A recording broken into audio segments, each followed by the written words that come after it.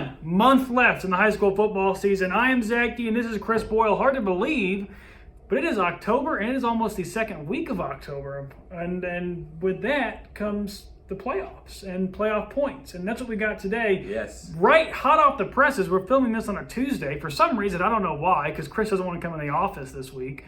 Anyway, we just got the playoff point standings about 2 hours ago. You were back there with your calculator and my abacus. Yeah, you were. So what'd you find out? Do we know who's in? Well, the big winners right now, I would say Spruce Creek. I think was definitely the team that caught my eye. That they're maybe you shouldn't have picked against them last week, right? Yeah. So they have a 635 RPI, which right now they would have the second wild card in Region 1 8A. Cool. That definitely caught me off guard, considering their loss to DeLand.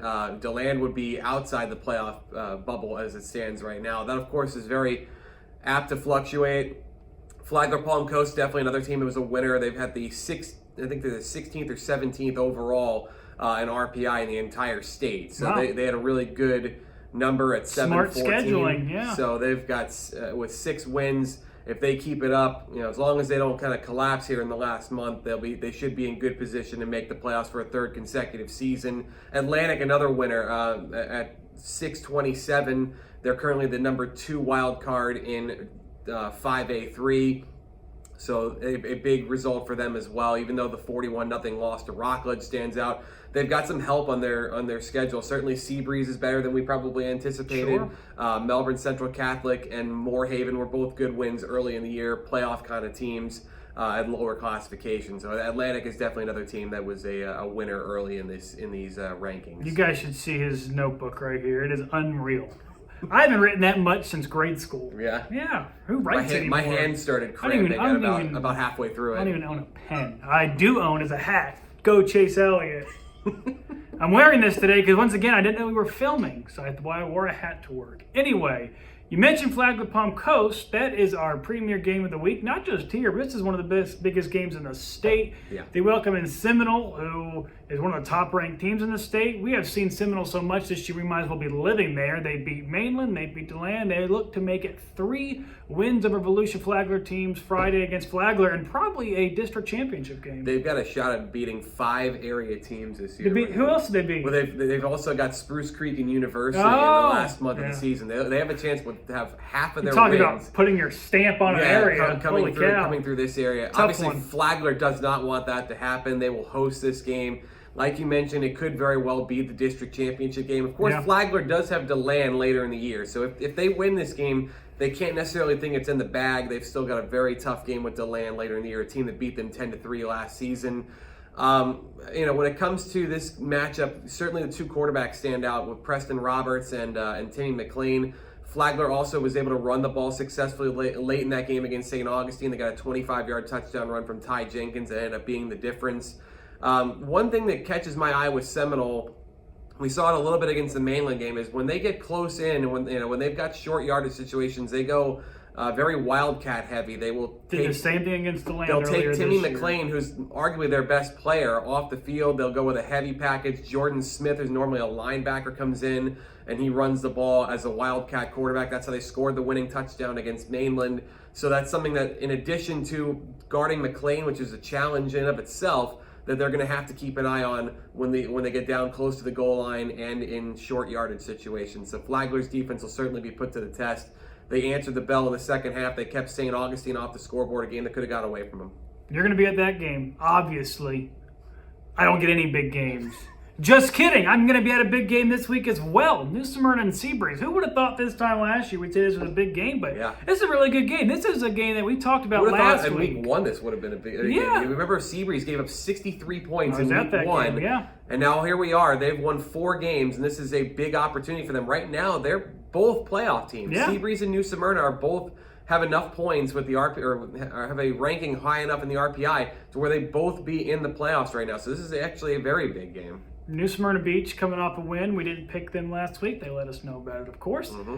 Seabreeze coming off a win. They have 4 wins. I believe a 5th win would give them the most wins since when? Got to be 2013 or 14 at least. Because I believe they won 4 times in 2017. And then other than that, it's been a disaster. So this is a big game for both teams. Like you said, this could be a playoff game atmosphere. Who do we have the feeling here? I've been thinking about this one.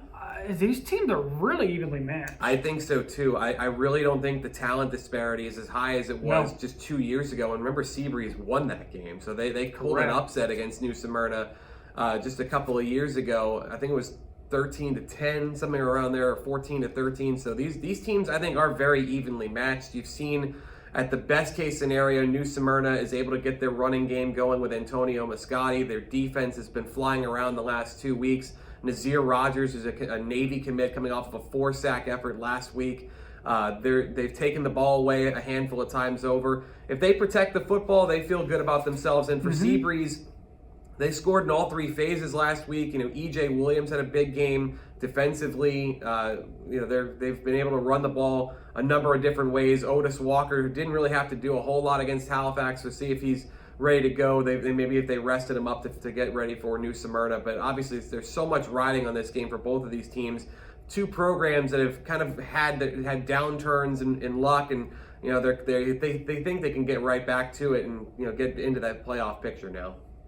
To win the district for both those programs, they will have to go through Mainland, yes, which nobody has done in nearly 3 decades around here. So actually, New Smyrna won the district in 2012. That was the last time that Mainland didn't win its district. So they haven't missed the 25. playoffs. Right. Well, never mind. Whatever. God, we make one mistake and whatever. It's live video. We're not recording again. Sue me. Speaking of Mainland, they host Fort Pierce-Westwood. I've seen Fort Pierce-Westwood. I'm from that area. Yeah, tell us about them. I don't know. I haven't seen them in years. I haven't been there in 3 years. They do see it's where Khalil Mack went to school. I know that. Okay. If Khalil Mack's playing this week in Mainland's in trouble. I don't think he has any eligibility left, but should be a good game. Westwood, an improved team, and I think they're riding a pretty decent winning streak right now, although I could be wrong on that as well. No, I'm on a roll, so who knows? Yeah, you're right about that. They've won 4 games in a row. Westwood, they've only given up 64 points in their 5 games this season. They lead their district 11-6A, which also features Sebastian River, Okeechobee, Port St. Lucie, those caliber you're speaking teams. right to my heart right now. Treasure Coast, baby! Right in your backyard. Yes. The big thing with Westwood's the quarterback competition. They've had a couple of guys get some reps. Jake Montgomery was intercepted twice early last week. They had to come back against Palm Bay. They won 28-24. Maurice Smith Jr. kind of had the late heroics at the quarterback position. They also sound very excited about a freshman receiver named Vandravius Jacobs, who had 2 touchdowns in that game. This is a game that was added to the schedule because of Hurricane Dorian. Mainland originally was supposed to play, I'm trying to think of who it was now. They had Bishop Sycamore. That game got canceled for a different reason, but they had another game earlier in the year that was wiped out. Treasure Coast, that's what it was. They were supposed to play Treasure Coast that would have been a really good 3, game. And that game got canceled. This is the makeup game for that. And they're facing an interesting team in Westwood, a team that's certainly got playoff aspirations. Sure. And we're going to learn if Mainland can get those type of wins. Right now, they're outside the playoff race because of their losses to to DeLand, to Seminole, and last week to Cocoa. So they've got to start winning these games. Obviously, they are still the front runners in that district because of their history, but they're not really giving themselves any margin for error if they happen to slip up in any of those games. So they've got to try to take care of business. And also seeding, I think, is going to be very important in that region, too. Those are our 3 big games. Hang on, Spruce Creek and University. We didn't forget you. I don't want to hear about it. That's a big game as well. Yeah. You talk about seedings and playoff games and atmospheres. Does this feel like a sort of, I don't want to say an elimination game, but the loser of this one's going to have some legwork to do over the next couple weeks. I mean, we thought that with DeLand and Creek a couple weeks ago, and here the Hawks are, right? That's so true. I think, for Spruce Creek, I think definitely this is an opportunity for them to really solidify that case. And University, they've yet to beat a team with a winning record, so this is an opportunity for them to show that they can go out there and beat a caliber team to get into the postseason mix as well. With Creek, a great road trip. They went down to Key West, scored 28 unanswered, won 41-13. They too scored in all 3 phases. You had Sebastian Moran return a kickoff for a touchdown. Marvin Scott scored twice. Nick Cristiano had 2 touchdowns. They had 3 forced fumbles from Zeke Adkins. They took one of them back for a touchdown. It was Dontavius Kirkland. So lots of guys that contributed to that game, and they really did have an impressive showing. And then they got to go fishing. They got to go deep sea fishing afterwards, from what I understand. So all systems go. A wonderful trip for them, and we'll see if there's any sort of hangover and if there is, University is going to make them pay. This is, again, a game in Orange City on their home field with the excitement, with the buzz around it. they showed enough against Flagler to show that they may be dangerous in these type of games against teams that are more, maybe more on their talent level. Right. I'd say the gap between University and Creek isn't enormous. So I do think that if they're able to execute, protect the football, and not fall into a big hole like they did against Flagler, this could be a very close game. Did you hear that nobody picked Spruce Creek last week? Yeah. Yeah, weird. Anyway, I don't know who I'm going to pick this week. That game is one that I'm wrestling with a little bit because I feel like Spruce Creek, I think, would be the favorite, but also the game's at University, and I feel like University has just lacked that signature win, and I think this is their best shot at it right here. Right, and again, their defensive line has played extremely well this season. We've kind of touched on that. Their linebackers are active.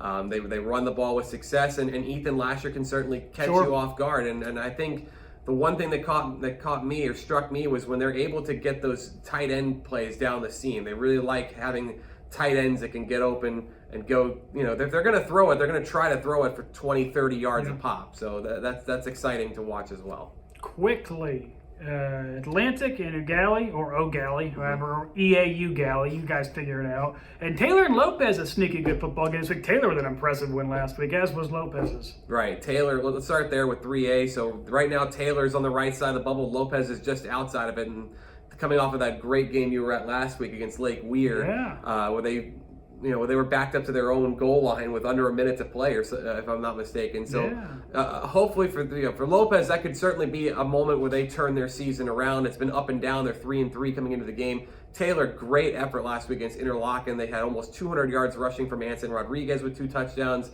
They forced 4 fumbles. They had 2 interceptions defensively, as good as they've played all season long. So that should be a really exciting game. And Atlantic O'Galley in 5A, a massive matchup as well. Both of those teams are in the playoffs right now. O'Galley sitting just in front of Atlantic in the wild card race. They love to throw it. I'm fascinated to see how they stack up against Atlantic's secondary. They could be throwing right into the strength of the Sharks defense. They've thrown it 150 times this year, run it 109.